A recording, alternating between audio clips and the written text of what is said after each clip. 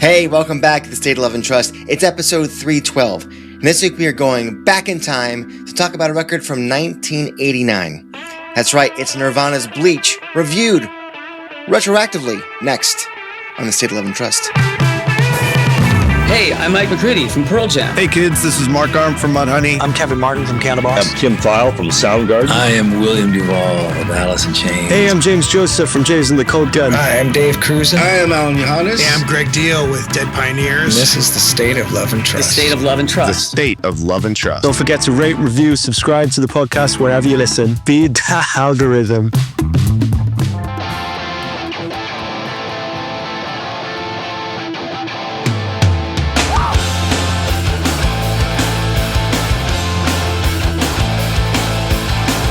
Welcome, everyone, to another episode of the State of Love and Trust podcast. I'm one of your two hosts, Jason Kerepesi, and alongside me, as always, is Paul Ghiglieri. Paul. The name of the game is the Retro Review. We have to go backwards in time. We do. I'm super jazzed about this one. This band only had one album on Sub Pop Records, my good man, the shirt that you were wearing tonight. And This is that album. So excited to dive into this one. And I feel like everybody knows this, but maybe for those people who don't, there's no Dave Grohl on this record. There's no Dave Grohl on this record. There's also no Eddie either, and I don't mean Eddie Vedder. Oh, I mean Eddie. Look at this. Is that Iron Maiden? It is, yeah. Lagunitas, West Coast IPA, created by Iron Maiden. Go figure, huh? How cool is this? Yeah. They even took the Lagunitas dog, and they edified him. Seventh pup of a seventh pup. Yeah, exactly. God damn it. Eddie the Head with us for the show. All right. There you go. I'm excited about this. Everybody, if you're new to the program, there is a big old thumbs up button down below. Hit that bad boy and the subscribe button, won't you, if you're here on YouTube, and the bell for notifications if you feel inclined as well. If you're listening only, Paul, you're going to rate, you're going to review, and hopefully you're going to subscribe on your preferred podcast platform of choice. Feed that algorithm so Eddie the Head doesn't come looking for you, huh? You don't want that guy in your backyard. Look at that guy. I don't at all. If you are a fan of the program, there are links below that you can click on to join our Patreon. Fabulous community over there, and big news coming very soon for all of you, but especially that community. We'll fill you in as this things solidify. But end of August, something's going to happen. Paul and I will be there for things big. Something big. People who are listening only have no clue how gesticulative we're being. Is that a word? Gesticulative? It could be. It is now. And also the pot shop where all the cool kids buy their shirts. You can get one of these, huh? Yeah, one of those. Yeah. One of these little guys. One of those little guys. It's only got water today, but I am also lubricating with some Ardbeg. So let's do this damn thing. So Nirvana Bleach. This is actually the first This is the first album that does not feature Pearl Jam that we're reviewing. We've done 6 or 7 Pearl Jam albums, and we've done Mother Love Bone. Did we do that one? No, that was LP to EP. We did Mirrorball. Yep. We actually reviewed Mirrorball. So this is the first album that does not feature anybody from Pearl Jam on it being reviewed. Yay! Kudos to you, Nirvana's Bleach. So the reason why we chose this, Paul, is because what? A couple of different reasons. I think of many. I don't recall the specific one you might be thinking of. Okay. I'm glad we're simpatico then. Yeah. Wait, give me your reasons. I'll explain. Okay. So, obviously this album occupies kind of a strange place in Nirvana's catalog. 1989, so it's not a 90s grunge rock record, obviously. I think it's in a lot of ways like the least representative of the band that we know of today.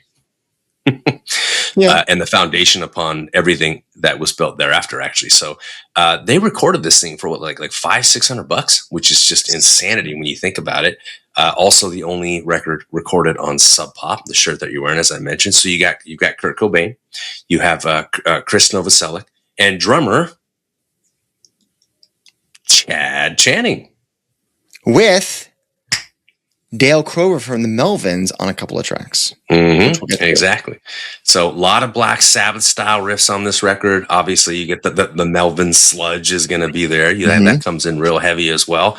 Just some like wicked hardcore punk velocity. I'm a big fan of this record, and you kind of see like a band like finding its sound on this record.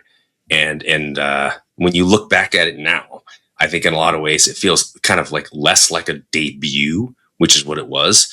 And it almost feels like like you're watching TV and there's a correspondent doing a field report from Seattle just before like the cultural earthquake that will become 90s zeitgeist hits. So this record is seminal in a lot of regards.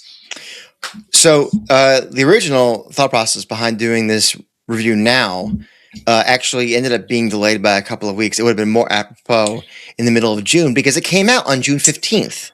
Also true. So we're just a skosh past. What does that make this? 37 years? Is that right? Am I doing the math correctly? So, I mean, we like to do things somewhat anniversarially because people kind of remember the albums every anniversary, and so they kind of come into the algorithms and the zeitgeist, and people remember things. And so, hey, if you're searching for that thing to remember it and have a good time with it, why not join us? Now, you mentioned $600. That was the cost. Jack Endino, famed producer Jack Endino, produced this bad boy at Reciprocal Recording Studio, which was that really funky triangular building built into the corner, very sharp angular corner in Seattle. Late 88 through early 89, so very short time span, about 30 hours total of recording time. There's 11 tracks, 2 more on some later versions, but as is the rule, Paul, we don't review reissue tracks. We do not. So there will not be 12 tracks that we will talk about. Just 11. 37 minutes. That's it. That's all you get. And before Nevermind was a thing, by the way, 40,000 copies were sold. Yeah. After Nevermind, nearly 2 million. So people found this bad boy after the fact. Sure did. So with that in mind, let's just get into it. Shall we? Let's do it, yeah. All right. First track is Blue.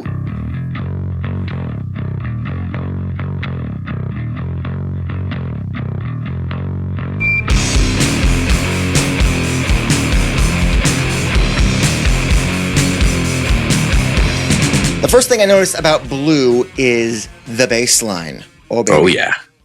And not just because it's like literally the first thing that you hear, but because I think it's the very soul of this song. It's thick, it's meaty, and it drives the groove far more than the aforementioned Chad Channing's drums do. That's hard to say. Now, I don't like to go too negative in these retro reviews, but in this song, to me, it sounds like Chad is drumming for a Beatles song rather than a Melvin song. So it doesn't quite fit. And I know Kurt adored the Beatles, so maybe that was the vibe in the room at the time to some degree, but the guitar and bass, they're tuned down to C. I don't know how you can play a Beatles style. It's a detuned bass riff. It's true. Very strange combination. That combination can work in other ways, but for this song here, it does not for me. It's a very sludgy groove. I think we're going to say the word sludge a lot. So for me, I mean, I'm not a drummer, but for me, if I was a drummer, open the hi-hat up, make it a little bit louder and more brash. I think the kick drum sounds really good. It's deep, it's whole, but the snare sounds kind of thin, kind of weak. I don't know what this drum kit is. It sounds like it's borrowed from the old school marching band, for Christ's sake. It does not match or enhance the song at all for me. Now, this is not, I know this, I'm being very negative out of the gate here. This is probably one of the last negative things I'll say about the drumming, because for the most part, I like it. Anyways, all that said, I love the dichotomy of Kurt's heavy-ass guitar doubling what Chris is doing on the bass. This will be a theme. And then also, when there's the vocal melody, Kurt plays along with that vocal melody on the guitar. I like that dichotomy of those two things. One's super heavy, one's kind of tranquil and in the moment. So this is a nice alternative action to establish some dynamism to a very heavy track. Now, lyrically, this album is something I think even Kurt admitted that he didn't much care about writing lyrics. He was finishing them like on the way to the studio. And I think listening throughout the album, it's easy to hear that. But here's the big issue for me, Paul. And it's something that we're going to see a lot of in my review. I have never been a huge fan of repeating verses when you're already going to repeat the chorus. That said, Kurt singing about how he chooses to not live up to his potential, I think is very, very interesting. The outro especially, where he sings, "You could do anything," over and over and over and over. That works because that line holds so much weight to it. And I think about who Kurt is and I go, holy shit, that's deep. So as the first impression of Nirvana's first LP, I think it's an overall pretty impressive track, but maybe a bit too simplistic for me. So I'm going to give it a 3 out of 5. Okay. So I disagree with the majority of what you said, but I landed at the same rating because I don't think it's the greatest song in the catalog. I don't think it's the greatest song on the record by a long shot, but I do think it's arguably one of the more important ones for a few different reasons. Number one, it was a concert staple for a lot of years in the band set list, right? And I think it was important because it captures a heavier side of the band that we don't see as much later on. I mean, they had, Territorial Pissings and other songs that were just like, really, really raged. Yeah. But this one I think is important for a couple of different reasons. Number one, I'm going to focus on the drums first, okay? Because I'm with you on the detuned bass, but I actually like that. I like how it just like lumbers forward. It's almost like this, I don't know, like it's like an industrial machine. And as an industrial metal fan, I'm an avid Stabbing Westward fan. The way that this bass dominates the song, I think is important. Now, when you talk about Chad Channing's drumming, the reason I like the drumming is because it's very, very patient, which is something that you find on a lot of Beatles songs, right? Ringo never takes the stage. I mean, the percussion on a song like "Come Together," I think is very, forward. But on a song like this, I think it's really important that you have like patient drumming. It's very disciplined in a lot of ways. And there's an emphasis kind of like more on groove than there is on speed, which I really appreciate in a song that's as heavy as this one is. So I actually like the drumming. I think the rhythm, it has like a lot of, there's not a lot of technical complexity here. I understand that. And that's why I think the patient drumming and the disciplined approach to the percussion, I think adds a layer of complexity that would otherwise be absent. So for that reason, I actually appreciate it. The song structure is incredibly simple, as you know, but there's already and Kurt was great at this. There's like this instinctual like tension and release that I think is a hallmark of some of Nirvana's best songs. So I think in a lot of ways, like that quiet, loud dynamic that they've got going on in the song was kind of a foreshadowing of some of the dynamics that would excel in their music later in the catalog. So I landed in the same place, a 3 out of 5. But I think the things that downgraded the song for you were actually the things that upgraded it for me. Interesting. Yeah. I will say one thing about the drums that I want to stress is, for me, it's less about his performance as it is the sound of. So you're talking production value? No, I'm just saying. What do you mean? When I say open up the hi-hat, when you hit the hi-hat, that's a very, that's a tight, that's a, it's a neat sound for a hi-hat, as opposed to if you open it up a little bit, they're more washy. They don't. There's a longer decay to the sound. For me, when something's really heavy, I like that to go along with the heaviness and just the snare sound. It doesn't sound like a strong enough snare sound. These are just simple choices that are made that I just don't like. I'm being very nerdy inside baseball on the sound of the drums. What's the WOBA and the WRC plus on the drumming of the song, Jason? I don't know what the fuck you're talking about, but I will compliment Chad a lot more as we go. Let's go to track number 2, which is Floyd the Barber.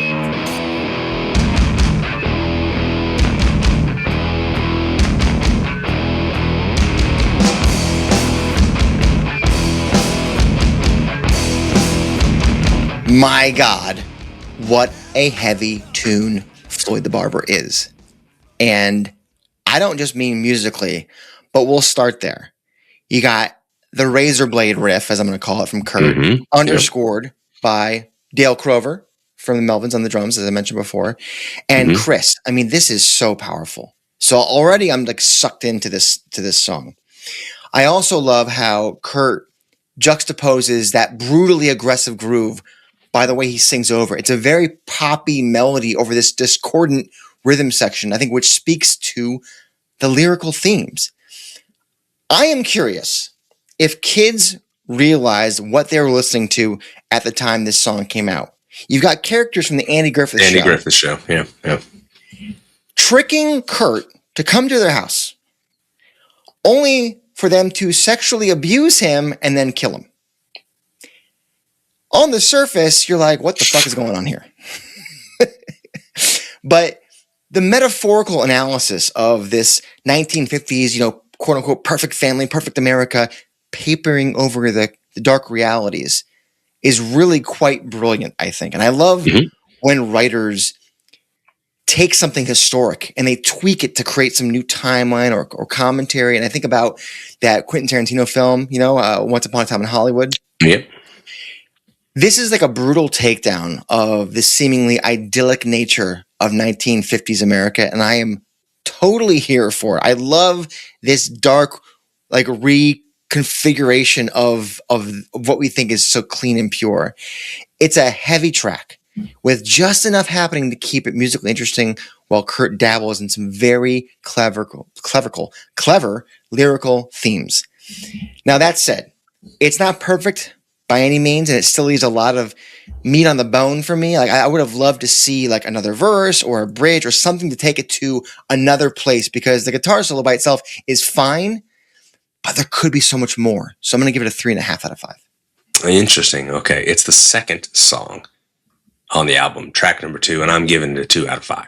Oh my God! Clutch the pearls. Look, 2. I know. Look, it's a grotesque nightmare, dude. Yes, it is. And I mean, look, you talked about the Andy Griffith parallels here, and lyrically, it's very absurd and it's very disturbing. And I think in that way, it's historically interesting more than it is emotionally resonant. All that being said, though, I think visuals like we get on Black Hole Sun from Soundgarden do a better job of kind of, flipping the lid, if you will, on this idyllic sense of what Americana was supposed to be, or what the perfect life was supposed to be. And while I appreciate what Kurt is trying to do, and I learn about his fascination with twisting American pop culture into something like horrific, right. and you know what I mean? I feel like it's, you referenced Tarantino, like there's an element of gratuity here that just seems unnecessary. And now also like the musically, it feels like a Melvin song, man, than it does any future Nirvana song that would come out later. So to me, it's not a wayward experiment, but I find it to be an experiment. And I obviously, with Dave showing up later, it's not the kind of song that fits necessarily who Nirvana would later become. Whereas there are other songs on this record that I think continue to be part of the Nirvana catalog and become live staples for good reason. So I think that in a lot of ways, like the way that this song establishes Kurt's dark humor and was great, but this attempt, and it's a successful attempt at surreal violence in a way that ultimately shocks us as a listener. It just doesn't feel like it serves the composition in a way that's particularly necessary. To me, it's juvenile is the wrong word, but there's an amateur level of there's an amateur quality to me in the approach, which is not an indictment in any stretch of the imagination. I mean, who is this guy to criticize Kurt Cobain? You're Paul Ghiglieri, damn it. Geez, but knowing where the band is going to go, and knowing some highlights that show up. Notably, the song that comes right after this one, I kind of feel like this song is under-realized, and it doesn't quite reach its ambitions. Like whatever it was attempting to be, I feel like it's a draft of that ultimately, upon more reflection, may have been curated a little bit differently. And to your point, had potential to be a lot more refined and not just historically interesting, but musically interesting as well. And so for me, it lacks that. So it's there's a maturity to me that I think, or a maturity in this composition as a whole that feels under realized, if you will. So Yeah, no, I hear what you're saying, and I think a song like "Rape Me" years later would do a better version of what this is. I just thought at the time, at his age, taking a swing for the fences like that, I think it was, while very gratuitous, I think I like the idea of taking a stab at something like this. Yeah, I mean, there's a Dirty Frank quality to it, right? Yeah, sure, I can see that. That's a decent shout. Okay, you mentioned it. You alluded. Well, I shouldn't say that. You alluded to it. That is the next song, which is About a Girl.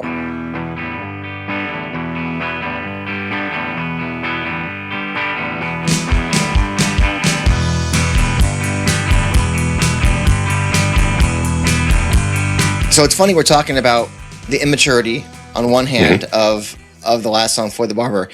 About a Girl is probably the most mature song on the album. Yep. And we've been talking about Kurt's love of the Beatles. That's known by everybody at this point. And it's on full display here. And legend has it that he was even listening to the Beatles' first record on repeat the night before that he wrote this song. Here's the thing though. While it's got all the hallmarks of Beatles songwriting, for me, it's also very much Kurt Cobain. This is the beauty of being able to go back in time, is I can see that this was like the first iteration of like, oh, he's taking the Beatles but making it his own, and we'll get better versions of that as we keep going. But this is the first time, and I go, okay, I get it. And to see a song like this before Nevermind or Incesticide, or In Utero, I think it shows the musical wisdom that he already had. And it's not like a paint by numbers Beatles emulation. This is Kurt's advancement of those theories. About a Girl, as I'm sure many of you know, was written about Kurt's then girlfriend Tracy Miranda after she asked him why he'd ever written a song about her. So he did. And by the way, that was a fact apparently that she didn't know until she read the book Come As You Are years later. That's interesting. She didn't even know the song was about her for a long time.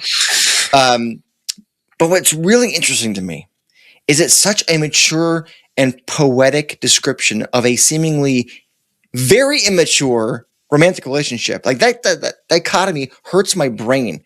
Mature description of an immature relationship. I love it. Well, when you follow the path paved by the Beatles, that's the effect that it can have on your art. Huh? Yeah. I think Kurt was so musically fluent already to this point, and yet emotionally it seemed like he wasn't really ready for an adult relationship, as evidenced by this track. And as the story goes, he never like helped around the house with chores because he lived with Tracy, and he would like threaten to go sleep in his car if she made him, or she tried to pressure him to pull his own weight. That is pretty goddamn selfish and immature.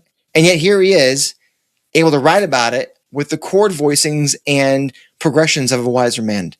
It's very strange to me that I'm trying to wrap my head around this. This song is also a welcome contrast to those first two songs, which were absolute sludge fests. And for me, it's a classic number 3, in the sequencing. And again, I know I gave Chad Channing some shit earlier, but this approach to the ride cymbal specifically, if I can just dial it into one thing, duly noted, Chad, and very much appreciated. I'm giving it a 4 out of 5. I'm with you. Absolutely a 4 out of 5. It's a near perfect pop song. It really is. And the fact that you pair it with Floyd the Barber is even better, because that's a song that I just said I felt was a little bit unrealized. This one is fully formed. I think Kurt's guitar playing, that the rhythm guitar work is it's hard to describe it, man. It's very economical, which makes sense when you consider, as you mentioned, the inspiration from the Beatles, because so much of the guitar work on Beatles records was very deliberate, purposeful, and economical. They're just judicious, choices when it comes to the progressions. And I think that, when you strip back all the heaviness of the first two songs leading up to this one, it allows the melody to hit that much more, like it really resonates more. And I think the melody just carries the track, which, obviously that wasn't the intent in the first two songs that preceded it.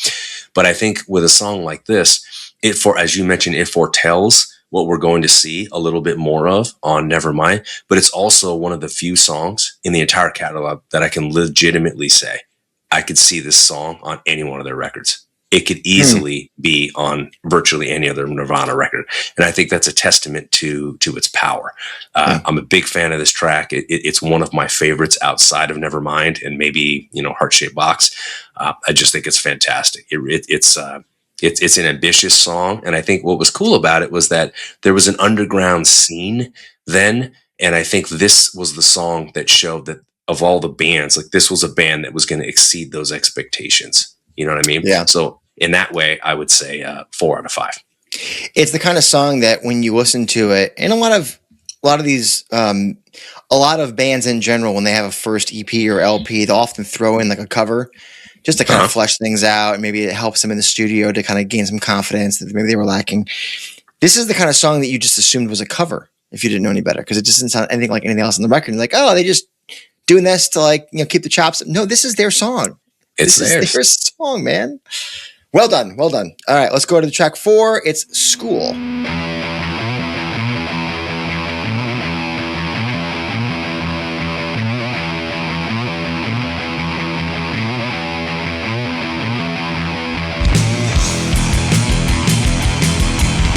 So for me, there is not much to say about School, except that it fucking rocks. I'm going to sort of contradict myself here a bit and say that despite the lack of parts...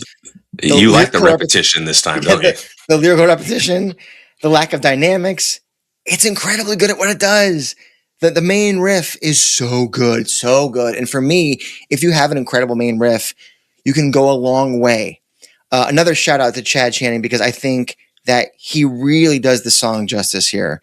I mentioned his ride work in About a Girl, and he continues it here, but it's his kick drum work.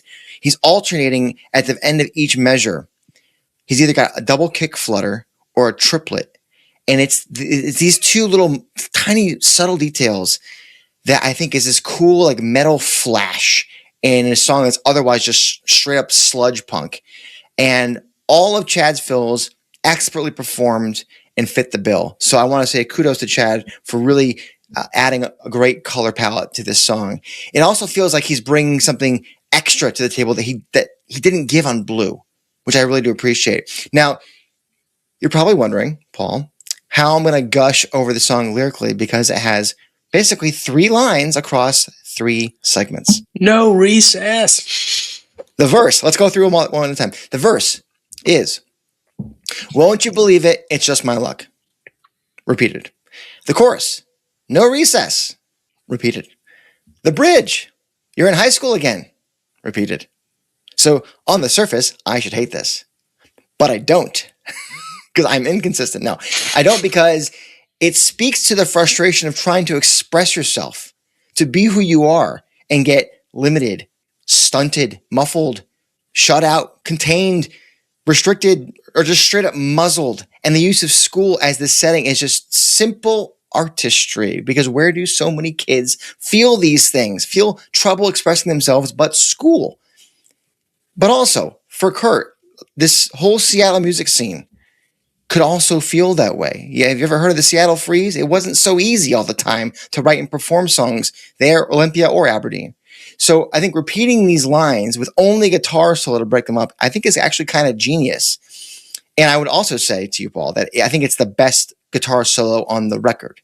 Mm-hmm. So for me, this is a really good song that, while it certainly has a ceiling based on all my restrictions that I've laid out, I think it absolutely hits that ceiling time and time again. So I'm giving it a 4 out of 5. We are in alignment, my good man. Yes! I love when we're aligned. A couple of things here. Yeah, it's a primitive riff, dude, even by punk standards. I get that. Yeah. But it does crush. I also think that, not that Kurt has a tendency to overcomplicate songs in the way that he writes music, but clearly you see that he understands sometimes less is more. Now, when you think about a haiku poem, like the Japanese structure of a haiku poem, it's 7 syllables in the first line, 5 syllables in the second, and 7 syllables in the last line, and that's it. And it exists in that form. And the idea is less is more, okay? This is not a haiku poem, but if you think about, as you said, like it's basically 3 lines, right? And there's a line that gets repeated, but ultimately the idea here is you can construct something that's very, very simple lyrically that communicates the message in just the right amount of words. And yet, and I've referenced this poem, I don't know how many times on the pod before. It's a William Carlos Williams poem, and it goes, "So much depends upon a red wheelbarrow beside white chickens glazed with rainwater." That's it. That's the whole poem, right? And the idea was finding the extraordinary and the ordinary in this very simple, pastoral, beautiful image, and letting that last and letting your mind go wherever that image takes you. Fill in the blanks. Fill in the blanks, right? So as you said, like, this could very much be about just being stuck somewhere, and understand the concept of recess, right? It's a physical break, but it's also an unstructured break. The whole point of it is to give you an opportunity to not be led, to not be guided, to operate without the confines of structure, in order to feel free and have more of an inquiry-based approach to the way that you're living your life, and to learn, to fall down, to grow, to be made fun of, to build character, to make better choices. All of that happens in this unstructured environment. And yet all of that's being communicated within the very structured, limited, confining parameters of just 3 lines, right? So that dichotomy to me has always been really, really fascinating. I think in a lot of ways too, when I think about this song, it doesn't have what I would say like a ton of lyrical material, obviously, but I think musically there's a force behind this song. So there's so much happening with this particular song that it's hard to look at it on the surface and appreciate it for what it is.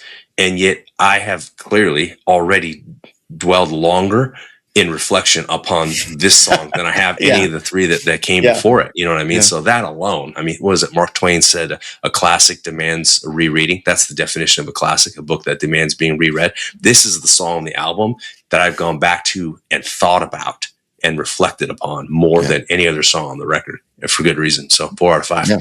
Yeah. So good. All right. On to Love Buzz.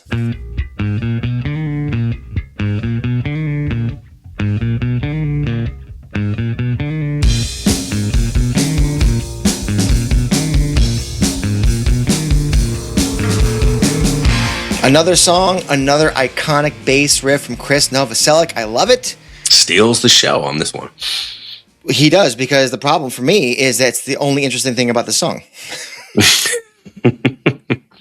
The guitars, boring. If I can quote Paw Patrol. All my parents know what that. I'll give a slight nod to the bridge section, but other than that, it's just whole note chords that never change, or Kurt's just following the bass line, which is like, that's cool if there's other things happening. The drums are kind of stock. Nothing against Chad here, but he's playing to the song, but it's just, there's not much interesting stuff happening for him to play to or off besides that bass line. And even that is sort of a kind of a pedestrian approach to that performance. And honestly, this might be Kurt Cobain's worst vocal performance. It doesn't even sound like him. Okay. He sounds uninterested. He sounds uninspired to me. The lyrics aren't any better. Another song, another verse repeated. And those lyrics are immature and nonsensical. I will be blunt, Paul. I'm really frustrated by how pointless this song is. Because, I say mostly because Chris' bass line is so much fun. I want it to be a part of a great song. Like, it's such a great seed that is never allowed to germinate into anything worthwhile. So unfortunately, it's got to be 1.5 out of 5. Okay. So I have a friend of mine who's a huge Nirvana fan. And I remember having this conversation with him decades ago. And he was adamant that this was one of the greatest covers in the history of alternative rock. And I remember thinking, it's like, you're going to have to, pray tell, my good man, you're going to have to explain this to me. And his point was, you listen to music these days, like there's a great Deftones cover of Sade's Ordinary Love, right? It's really, it's completely reinterpreted. It's very dark. It's strange. His argument was a lot of the covers that we've heard in rock, these reimaginings, if you will, Mm-hmm. This was the one that set the stage for that. This was like the example of how you could take a song and completely reinterpret it in a way that was befitting of the music at the time. Like they didn't like take Pearl Jam. When Pearl Jam does Baba O'Reilly or they do Rockin' the Free World, it's a faithful cover. And they nail it every time. Don't get me wrong. The idea here is, how do you take a song? It's like a Dutch band, right? Shocking Blue, I think, is Shocking the band Blue, that does it, right? How do you take this like obscure, foreign band song and reinterpret it? And why did you choose that one of all songs? And so he talked about like how brilliant it was, because it was setting a precedent, and it was doing something that most covers had not previously done.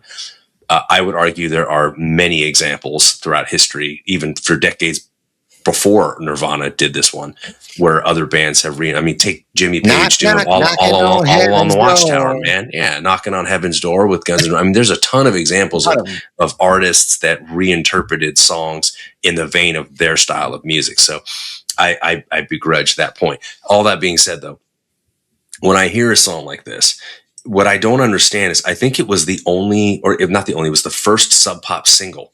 So I think in a lot of ways it was like almost an introduction to the band for some people, you could argue. I don't remember. I didn't hear it that way. I heard, Nirvana based on the hits that were released. But right. My response to him was, the man who stole the world did it better. So if you want to reimagine or reinterpret a song, that to me was an example of Nirvana covering something and reinterpreting it in a way that was 5 out of 5. That's you know what I mean? If you want that, you go to Unplugged, where they have half the friggin' set are covers, and they're expertly done. Exactly. Right. So this, to me, it showed that they were capable of reinterpreting something uniquely different. But I can't necessarily say that this is a shining example of doing it in a way that works to the level that I could, venture into the world of hyperbole and say it's one of the greatest rock covers in alternative. Right. It's not, to me. I don't bemoan anybody who adores this cover or loves this song or feels that strongly about it. It's a 2 out of 5 for me, for this, largely for what you just mentioned, which is I don't particularly find the song to be that dynamic, engaging, or appealing. But musical taste is subjective. So if you love this cover, I won't argue with you. It's kind of hard to do that. You know what I mean? It's not like it's their material. How can we? There's only so much critical analysis you could lend to the song in that regard. I think what we're really doing is we're analyzing their treatment of someone else's song. Sure. You know what I mean? I think what bugs me about the lyrics, because I banged on them about the lyrics, is that why would you choose a song that you can't sink your teeth into at all? Like, there's nothing here thematically to get behind. So you're not doing yourself a service. Well, some people would say the same thing about the song that came right before it. How much is going on in school? Now, obviously, I was able to peel back the layers of the onion, as were you. Yeah. But upon first listen, I don't know if everybody else was able or chose to do that. So I certainly didn't when I first heard of School. I was like, this is silly, and moved on. But as I grew older, I was able to understand a lot better, Yeah. Anyway, right. Well, I'm with you. Let's move on to Paper Cuts.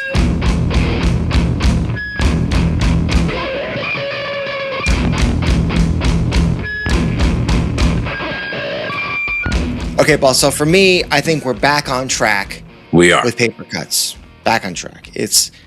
Man, what an interesting and dynamic song. I think musically there is so much going on here. Dale Crover from the Melvins back on drums on this track as one of the, I think, 2 or 3 that they recorded before they got in the recording studio. The third one is actually one of the 2 that came out in the reissue years later, which we're not going to talk about. Blah, blah, blah, blah.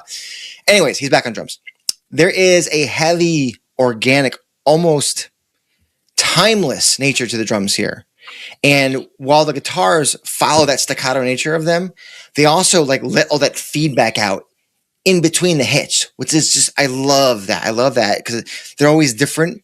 And I think for a song that talks about, again, a child abused and basically imprisoned in a room with black painted windows, those are like the screams between the proverbial bars of the subject's cell. So from a poetry standpoint, I love how the music plays off of the lyrical themes.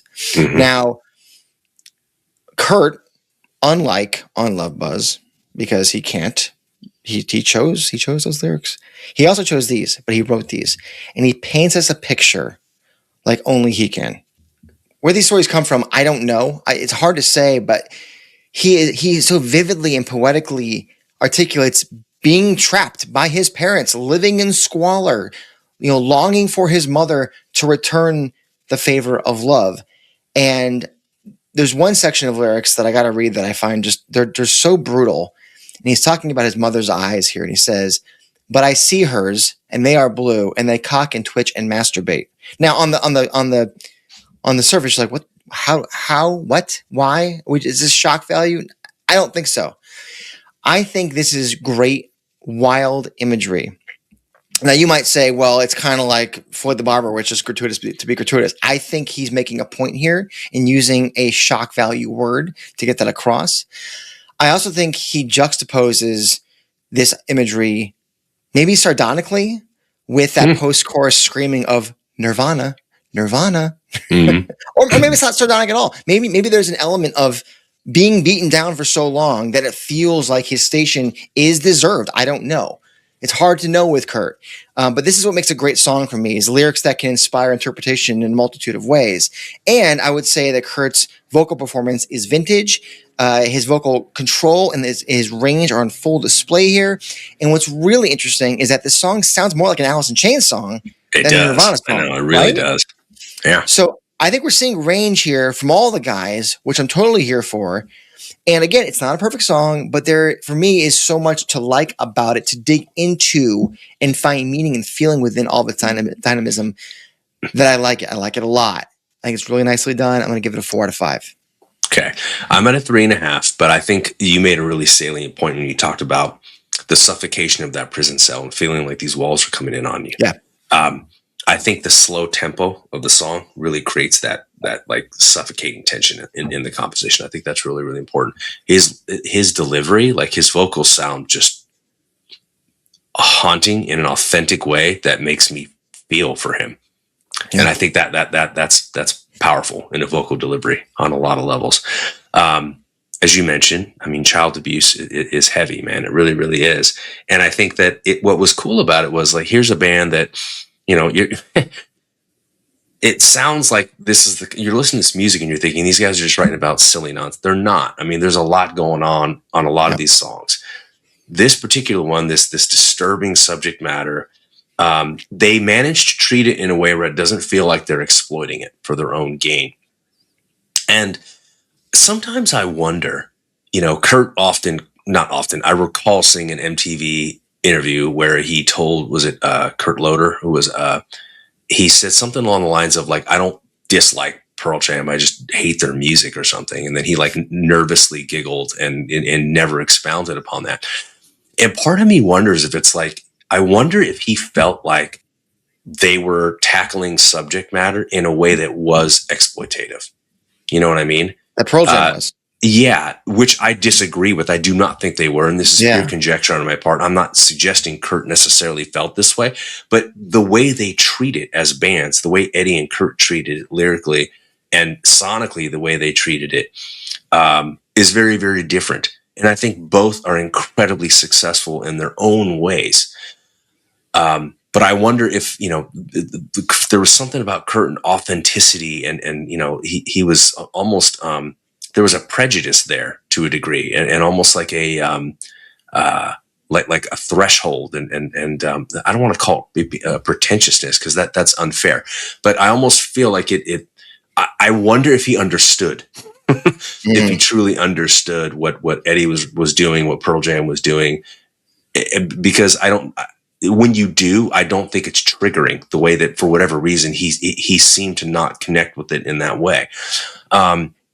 All that said, though, I think that the title of the song, Paper Cuts, is so incredibly metaphorically interesting to me. This idea that this a paper cut is something small, but we you know the age old adage of like death by 1,000 paper cuts, right?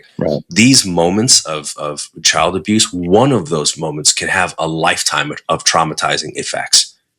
These are not paper cuts. This is like bludgeoning. I mean, and when it's repeated, it creates trauma layer by layer. It's almost to the core of a planet, to the point where you can't even dig that deep anymore in order to heal. And if you do manage to do so, it is a triumphant feat of humanity. So in a lot of ways, I mean, I thought the title was important because I think that sometimes people, even if they think they're doing the right thing, when you abuse a child, which it's never the right thing, you don't these aren't paper cuts. You know what I mean? Like these are lasting, impactful things that completely change the trajectory of a human life. And I think this song does a wonderfully dark way of tackling that. It's very authentic in its own way, in Kurt's way. So I'm with you, 3.5. I think musically, it's as much as I appreciate it for it. I prefer the way other artists have handled it. And I'm not just talking about Pearl Jam, but it's good. You know what I mean? I respect the heck out of it. So I'm going to go with 3.5 out of 5. All right. Next up, Negative Creep.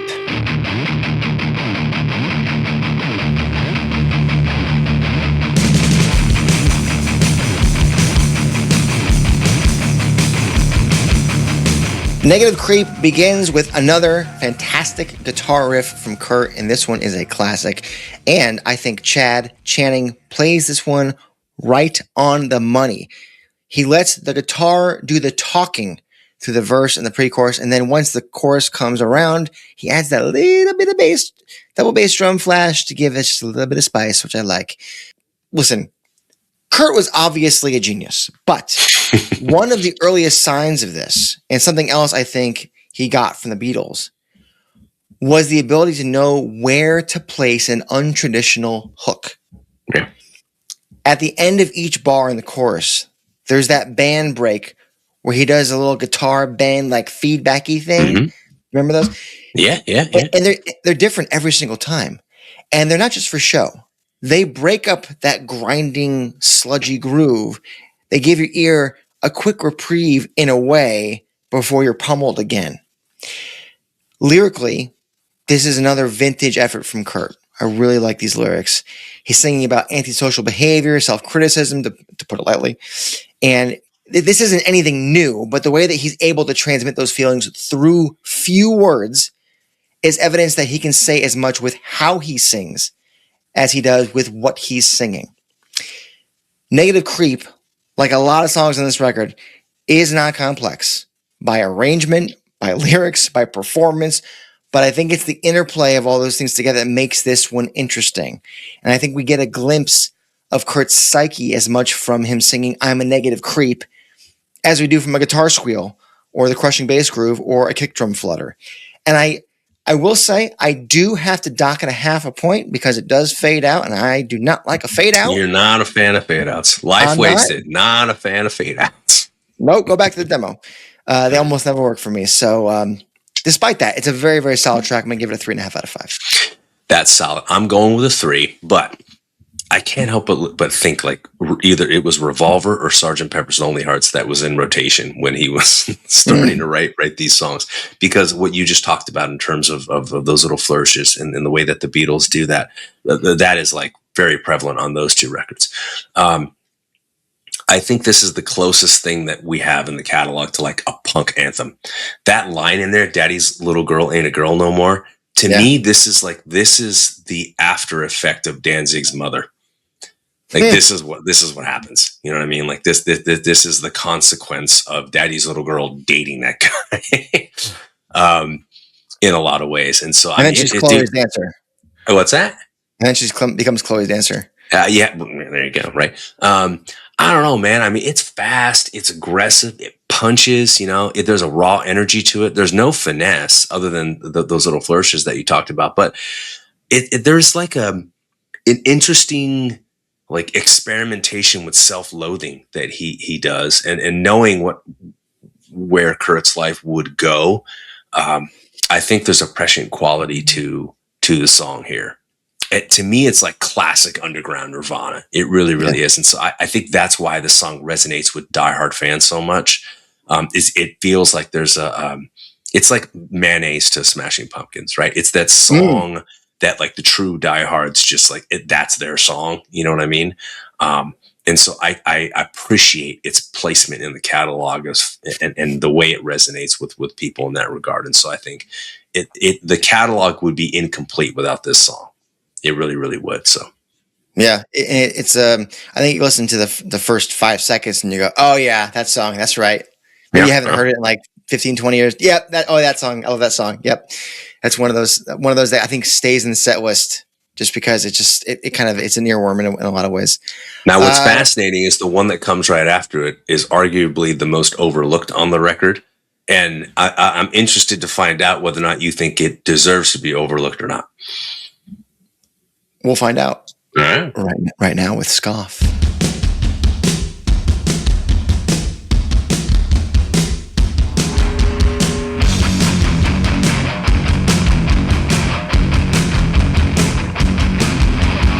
Paul, for me, Scoff is a tale of two songs. Really? Okay. Yes.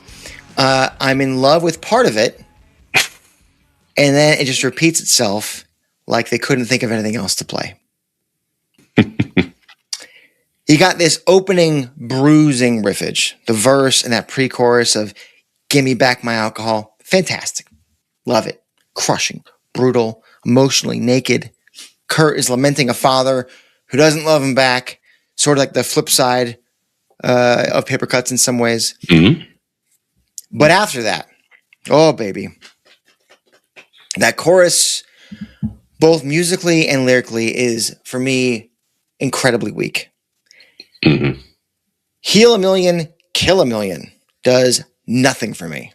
It's hyperbolic without actually saying anything, and the chord structure just doesn't match the intensity or the mood of the verse and the pre-chorus. So it's just really, really uneven. That's the song. It repeats those parts. Like, I will give credit to Chad for the double bass pattern in the post-chorus. That's cool. That's interesting. It's a little bit different. Adds another layer. Like, at least he's trying to change things up. And the bridge is an attempt at something different. But again, it feels like they made it up in the studio because, hey, we need something else for this song to get back to the verse with. But that verse is just repeated again from the beginning. It's super uneven, but the rating is even 2. Fair. So, like, these themes of like resentment towards authority and parental expectations, I feel as though if you had told Kurt, I want you to write a song about that, and you asked him to do that on In Utero, or, you know, at any stage later in life, with more reflection comes more refinement in lyrical songwriting and sonic composition. So I wonder if this was this one of those less is more attempts again, in which case we needed more because less doesn't quite live up to what is needed for this to really land? Or was this, we're just not at a place in our lives where we can truly react or respond. Maybe we're reacting to something, yes, instead of being at a place where we're able to respond. And I think that for that reason, to me, the music isn't as realized. So I'm with you. It's a 2 out of 5. On my rating. You alluded to a possible discrepancy, but we were actually in lockstep. Well, I was wondering if you were going to say this is a great example of less is more, and it's underrated, and it's stronger than its reputation, and so on. But because for me, it's like I want it to be. And I think if he attempted to tackle this subject matter later in the catalog, I think he would have done so more successfully. But I think the attempt in its current form feels like it misses the mark for me. A little half-baked. Maybe. Yeah, maybe. All right, let's move on to Swap Meet.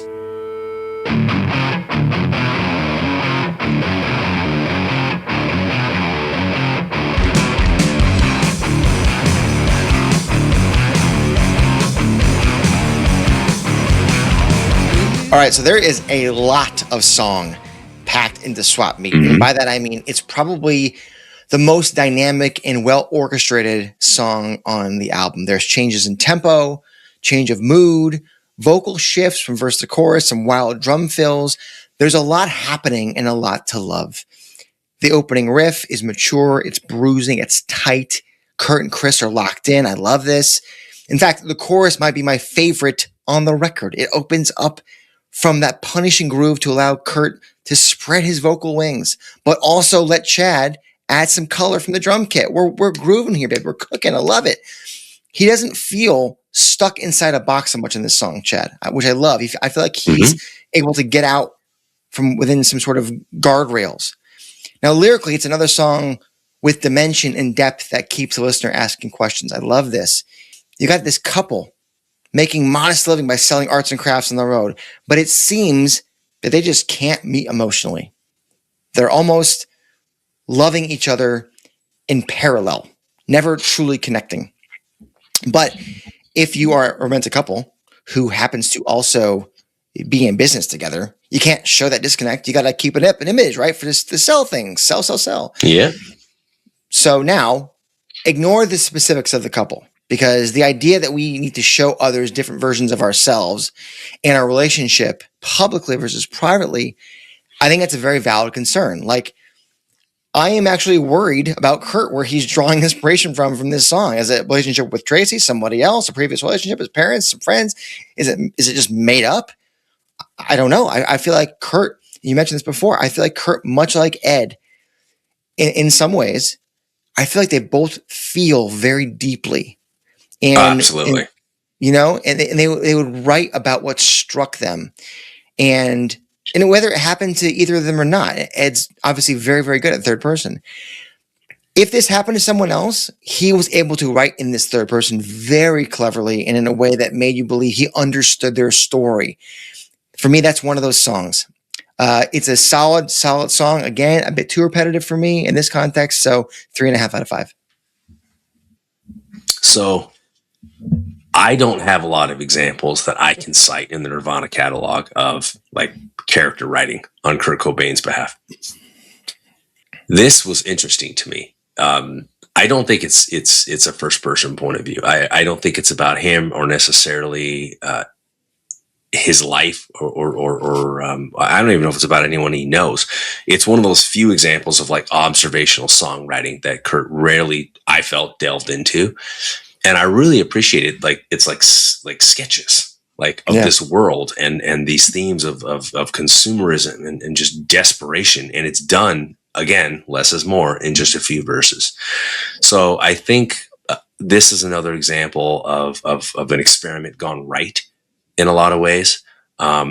Musically, I can't say it's the kind of song that, like, I seek out and I'm like, oh, I want to hear this song. You know what I mean? But when it comes on, I let it play through, because I do get lost in these sketches. I do. I see these people, and then my mind starts making up their stories. You know, my mind starts, and I think that's powerful songwriting. You know what I mean? So it's a 3 out of 5. I think if it appealed to me more musically, it would be a 4 out of 5.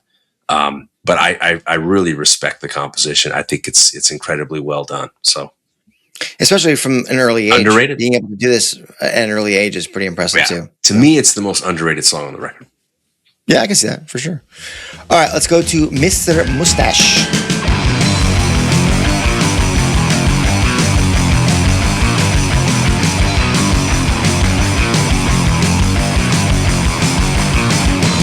This is classic Cobain. This is the kind of thing that, like, really pisses him off. Okay. Mr. Moustache is another song that splits my opinion, Paul. Okay. Because on the one hand, I love the main riff and groove. It's like the Strokes before the Strokes were a thing, right? Do do do do do do do do do do do do do do. It's tight and it's punchy and everyone's locked in. I'm loving that. The chorus also very solid, really cool chord movements and Chad breaking things up nicely. And you know I love a good verse chorus contrast. And that's kind of where the compliments end.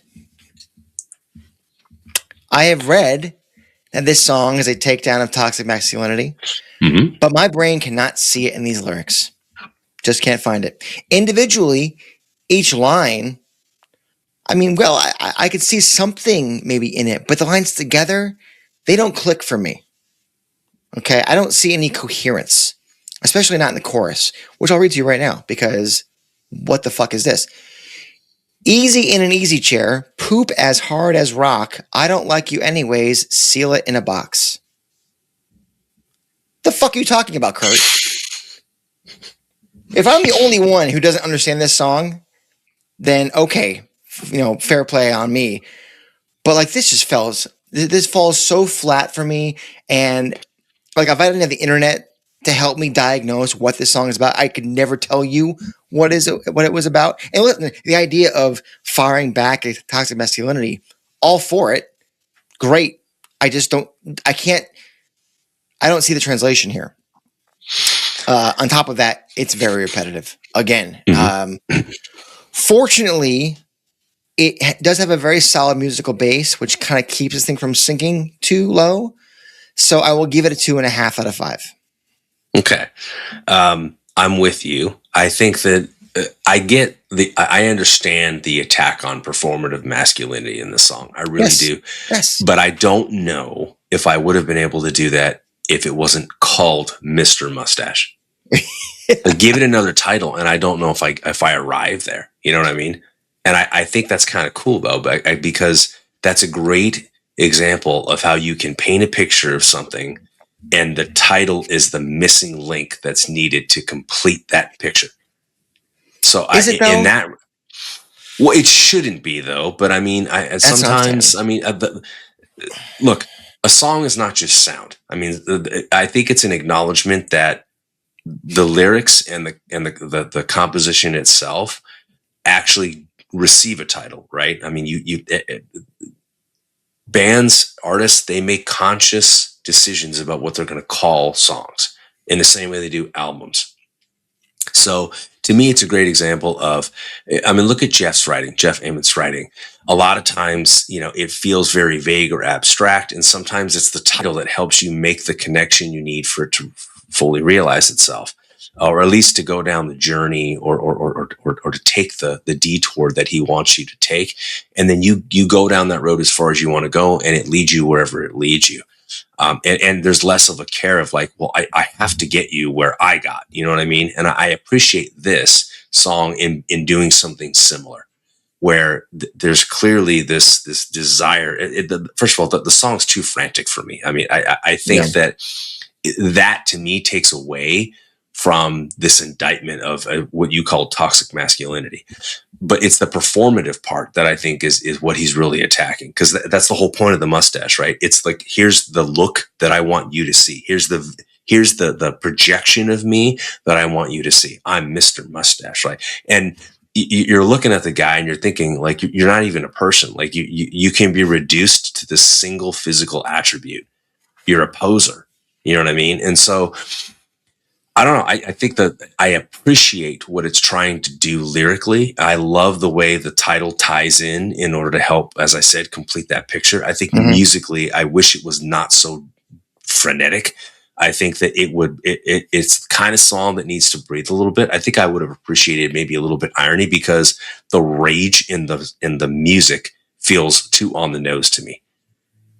You know what I mean? It almost reveals an insecurity within the songwriter. Well, I think it's ironic. He's doing it to be ironic.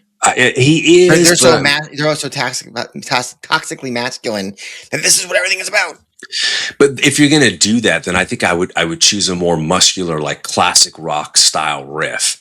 That I think, even if it was a great example of a song that was commonly, as it was like the frat boy anthem when it was about homelessness. Like there were people that were jumping up and down saying they loved this song. They had no idea what the heck it was about. My point is, it feels remarkably modern, and it's in the way it's trying to critique performative masculinity. But I think the song would benefit from a more, I guess, meditative or cerebral approach to writing the song musically. I just think it's just like bang, bang, bang, bang, bang. When I think it could have been done in a way that it would have been more interesting to me, I should say. Interesting. So maybe it's less of a critique and more of I think I would like it more if they had tacked this way instead of that way. So you don't mind the lyrics? If you take the title away, it doesn't hit for me. But I think, So again, it's and maybe it's hard for me to say that it fails lyrically when the title exists, because I can't look at it within the context of a song with no title because it has one. So yeah, I don't know. I just the title I think is clever in that way, but if it reveals more about the song than the actual lyrics do, I think you got a problem with lyrics. that's fair. That's fair. I mean, it's a 2 out of 5 for me ultimately, just because again, it's not a song. I think you were 2.5. Okay, yes, we're basically the same. We're basically the same. By the way, the original title of Bleach was Too Many Humans, and then he changed it because he was in San Francisco and saw some sort of like drug marketing called Bleach Your Works to like convince druggies to clean their needles or something. So I was like, okay. Anyways, let's go to our last track, guys. The Sifting.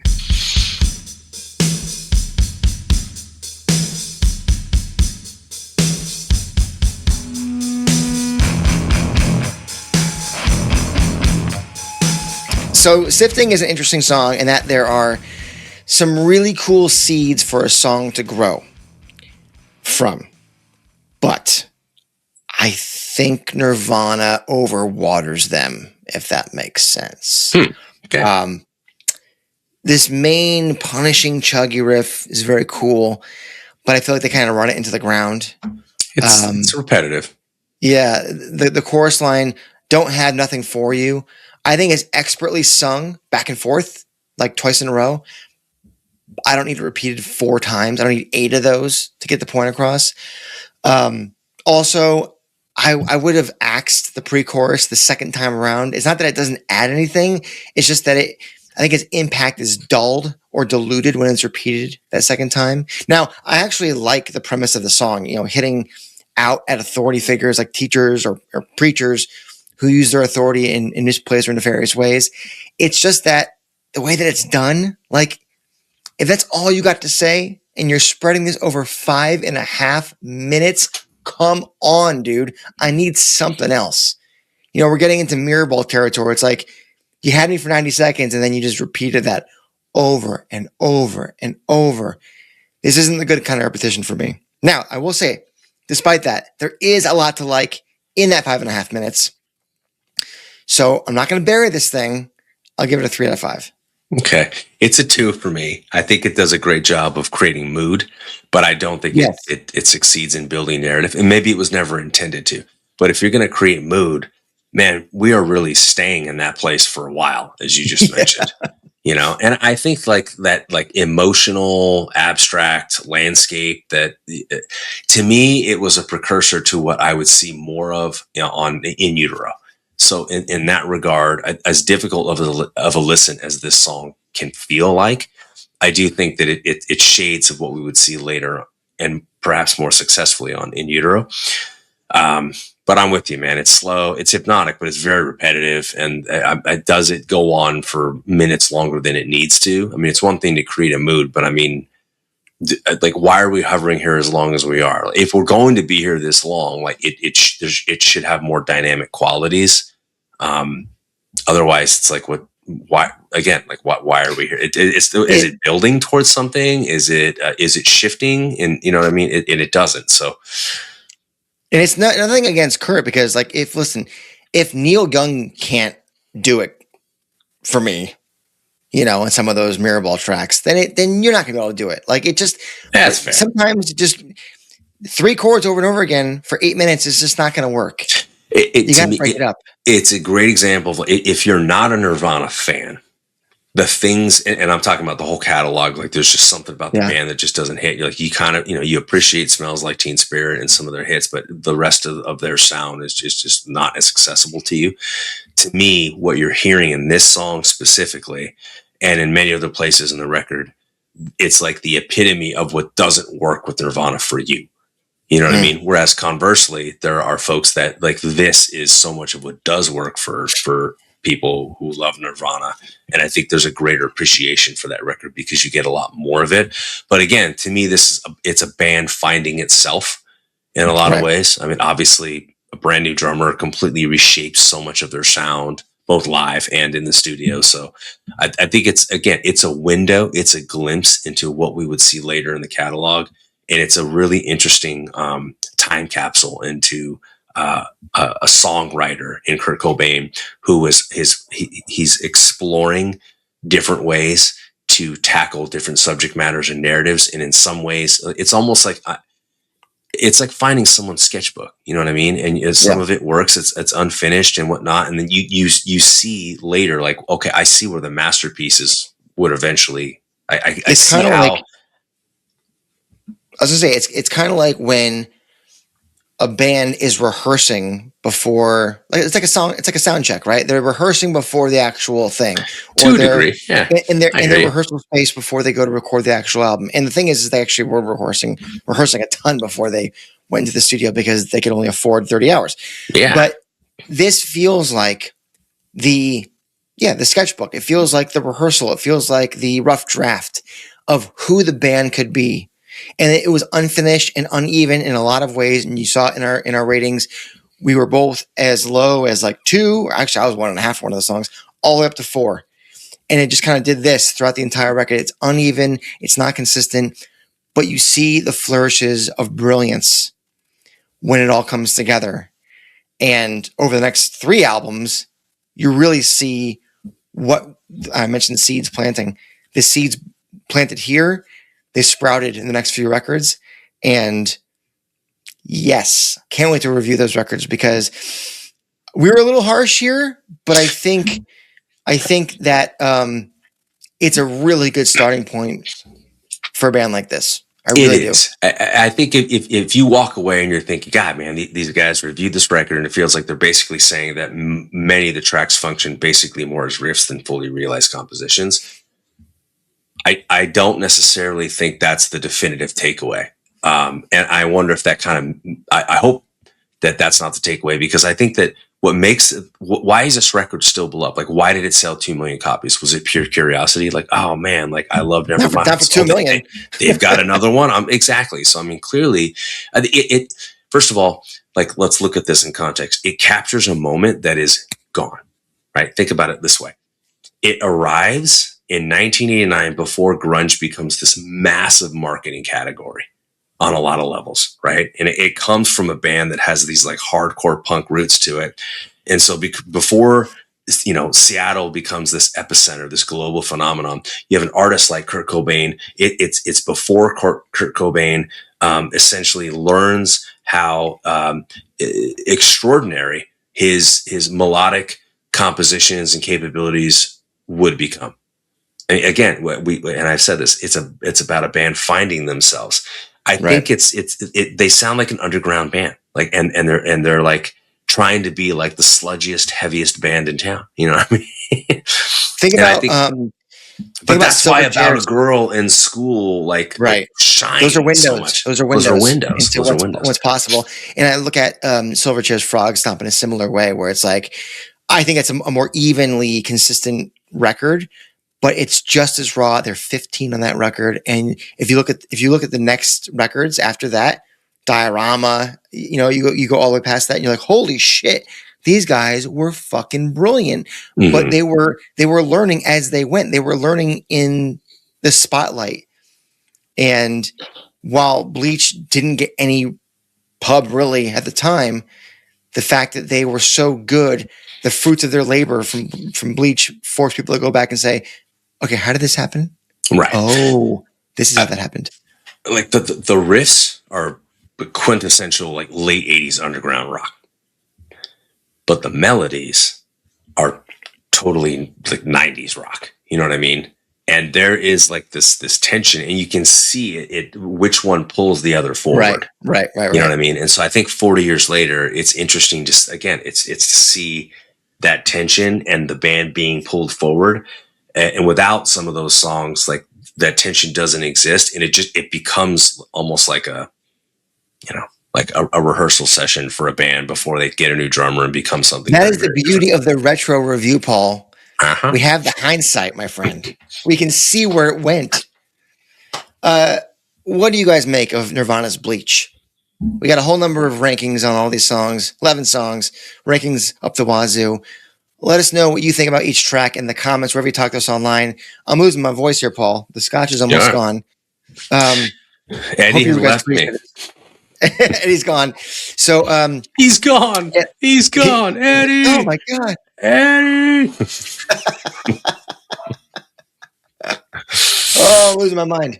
So yeah, so comment, let us know what you think about the record all these years later. If you are interested in more, we've got all kinds of stuff below, more videos for you to peruse. If you hit the subscribe button like I told you to, or the like button, the algorithm will feed more of these down your pie hole and or your ear hole if you're listening only, you know, and I hope you're enjoying it. So do that. If you're listening only, what should they do, Paul? You're going to rate, review, and subscribe on your preferred podcast platform of choice. Feed that algorithm. And while you do that, I'll go look for another Eddie. Fantastic. If you want to support the show, links below for our pod shop where you can buy stuff like this or what Paul is wearing. And there's Patreon as well. Otherwise, we've got a couple of really cool interviews coming down the pike next week and the week after. Paul, we're going back to our recording studios investigation. Super thrilled. I'm very excited about that, man. I really am. Like, this is one of my favorite series that we do. And it's in its infancy. We've only done one. This is the second one. We're going to go out to the desert, Paul. We're going to go out to the desert. Oh, yeah. And then a really cool new band is coming on the show in a couple of weeks. And then another band. And then August is just crazy. We'll leave Bananas. it at that. And September also bananas. Yes. Ohana coming. Where is 2026 gone? I don't know. Into the algorithm. Yeah.